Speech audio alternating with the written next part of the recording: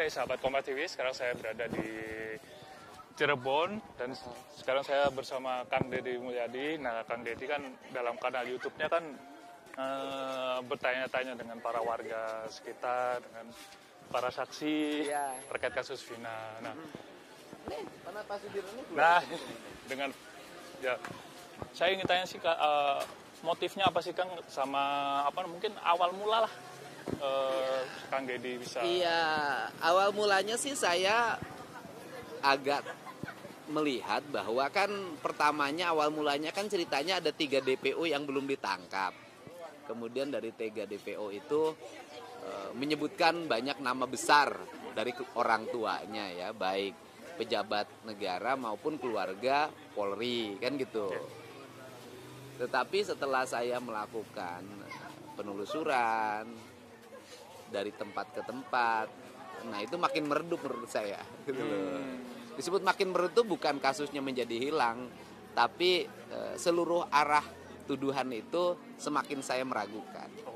Bukan melindungi karena pejabat Polri ya, atau karena keluarga pejabat negara di Cirebon. Kenapa? Karena ruangnya semakin tertutup ke arah itu menurut saya. Apalagi dengan Polda setelah menangkap Peggy ya, kok saya makin banyak yang makin jauh dari masalah yang sebenarnya. Terus kemudian Polda menganulir kedua DPO yang itu adalah pelaku utama. Dia membunuh, dia memperkosa, dia ngangkut kan korban dari lokasi kejadian, bukan lokasi kejadian ya, lokasi yang diceritakan. Kan belum tentu bahwa lokasi itu lokasi kejadian. Ke flyover itu menunjukkan dalam diri institusi Polda sendiri memiliki keraguan. Bayangin loh, 2 DPO yang dianggap berperan sentral membunuh, memperkosa, mengangkut korban, itu kemudian dianulir. Artinya terus pelakunya siapa? Oke, kalimat berikutnya, pelakunya ada apa enggak?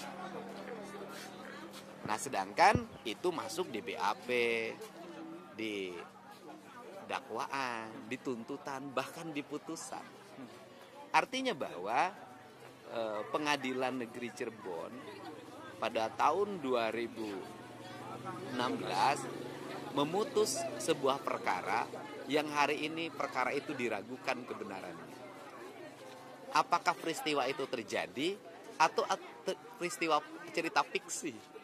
Bayangin, kalau itu merupakan cerita fiksi yang merupakan imajinatif dari seorang penyidik, kemudian dituangkan menjadi keputusan negara, dalam hari ini keputusan lembaga yudikatif, betapa tragisnya masalah ini. Dan kemudian menimbulkan kesulitan hukum kalau menurut saya. Satu, PK, aspek formalnya kan harus dipenuhi begitu ketat kan. Kemudian sedangkan orang sudah mengalami penjara vonis seumur hidup. Bahkan Peggy terancam hukuman mati. Kan ini peristiwa hukum yang sesungguhnya di dalamnya kalau mereka itu tidak bersalah, saya katakan kalau mereka tidak bersalah adalah peristiwa kemanusiaan yang sangat luar biasa. Peristiwa kemanusiaan dimulai dari penangkapan, penyiksaan. Jadi orang dituntut mengaku dengan disiksa. Nah, kalau orang dituntut mengaku dengan disiksa, orang pasti ngaku. Kalau nggak kuat, gitu kan? Nah, buktinya kalau nggak kuat setelah itu, alat buktinya menurut saya lemah. Kan kalau sebuah peristiwa hukum, apalagi pembunuhan, manakala alat bukti yang bersifat sains itu tidak ditemukan, kan menjadi problem utama. Apalagi pengakuannya dilahir dari penyiksaan. Pengakuan lahir dari penyiksaan, alat bukti sainsnya tidak bisa dipertanggungjawabkan. Bagaimana coba? Kan kalau orang, kan bagi polisi tidak penting orang mengakui. Bahkan bisa jadi saksi pun tidak penting. Manakala sainsnya itu kuat. Karena sains tidak bisa dibohongi. Jejak digital tidak bisa dibohongi. Forensik kan tidak bisa dibohongi. Kalau ini sainsnya tidak bisa dibuktikan pengakuannya dari penyiksaan. Saksinya yang paling menarik mencabut seluruh kesaksiannya sekarang. Walaupun pencabutannya terlambat menurut saya. Tapi sudahlah, bahwa ada sebuah realitas kebenaran yang bisa dilihat hari ini. Gitu. Ini yang di Kang Deddy kan mewawancarai banyak. Ya hampir semua deh. Ya, nah itu mungkin ada harapankah dari Kang? Ya harapannya bahwa kan gini, peristiwa ini kan tidak akan bisa selesai hanya dengan berdebat di televisi, menghadirkan pakar, menghadirkan orang yang kontra, jadilah keributan. Tapi kan apa sih manfaat keributan itu bagi terpidana? Kalau proses hukumnya tidak ditempuh, maka satu-satunya jalan hukum adalah VK. Kalau VG kan ada pra-peradilan atau mungkin di pengadilan nanti kita, mudah-mudahan tidak sampai pengadilan ya, bisa membuktikan kebenaran. Tapi kalau yang sudah terpidana ini, itu kan dia harus mendekam selamanya, selama umur hidupnya. Nah, kan PK. Nah, saya berharap ini bisa menjadi novum. Nah, kesimpulan apa yang saya lakukan dari gang ke gang, mewawancara dari tempat ke tempat, terus mungkin masih perlu 1 minggu lagi, nanti siapa tahu menjadi novum. Dan salah satu kunci novum itu adalah Pak Ketua RT. Dalam pandangan saya ya, Pak Ketua RT itu yang menyatakan bahwa anak-anak tidak nginep di rumah anaknya atau rumah dia lah. Kan itu loh. Seluruh saksi yang lain kan sudah nyabut tuh, udah geser karena ada 2 saksi yang diarahkan oleh penyidik. Ada Lingga Akbar diarahkan oleh Parudiana. Nah, Pak RT, tinggal Pak RT saja nih.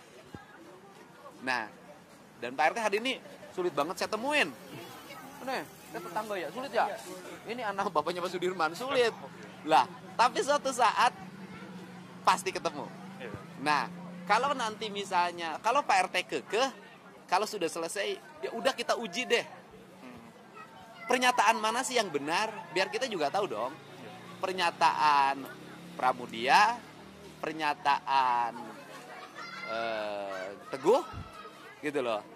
Dan yang lainnya termasuk pernyataan para terpidana atau pernyataan Pak RT. Kan gampang menurut saya ya. Uji aja di Mabes Polri. Cara bagaimana menguji di Mabes Polri, saya yakin Pak Oto udah tahu tuh. Bagaimana cara menguji di Mabes Polri, gitu loh. Cara apakah misalnya, bagaimana cara mengujinya sudah nanti lihat. Kalau nanti ditemukan bahwa yang bohong itu misalnya anak-anak, ya sudah, gitu kan. Saya juga akan mundur. Kenapa? Berarti anak-anak memberikan kesaksian yang bohong pada saya. Ngapain saya bela yang bohong, gitu loh. Tapi kalau di Mabes Polri bahwa yang bohong adalah Pak RT, saya maju terus. Gitu loh. Ya kan? Ya. Karena kuncinya tinggal di Pak RT kalau menurut saya. Nah, sekarang aspek digital. Kan Pak Anton Carlyan mantan Kapolda sudah menyampaikan.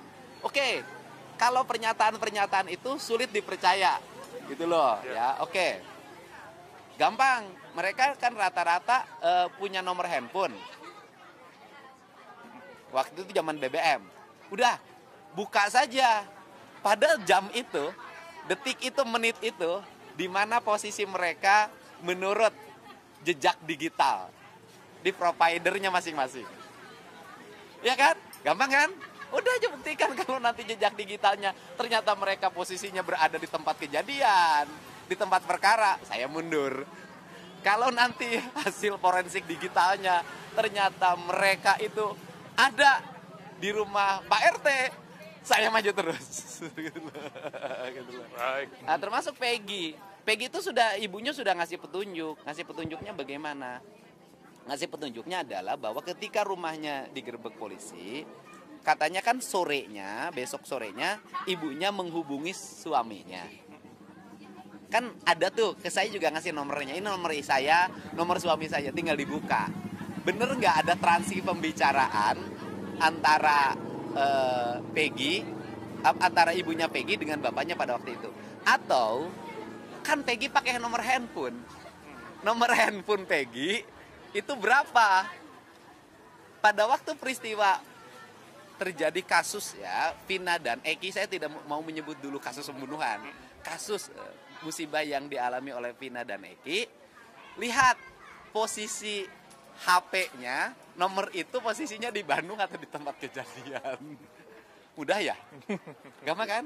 Ya udah, bilang aja gampang. Dari sisi digital itu gampang.